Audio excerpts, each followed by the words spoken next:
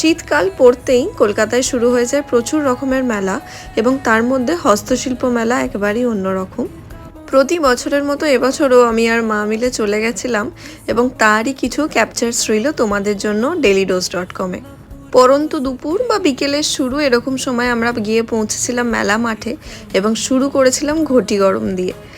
এবং এখানে কিছু কিছু প্রোডাক্টস যেমন রয়েছে মেশিন মেড, প্রচুর প্রোডাক্টস এরকমও রয়েছে নিজের হাতে ওনারা বানাচ্ছে এবং আমাদের বানিয়ে সঙ্গে সঙ্গে দিচ্ছে। যেরকম রয়েছে একদিকে হাতে বানানো গয়না, কাঠের প্রচুর আইটেমস, তেমনই রয়েছে ঘর সাজানোর প্রচুর জিনিস এবং রয়েছে জামা কাপড়, যেরকম একটা দেখালাম কাঁথা স্টিচ।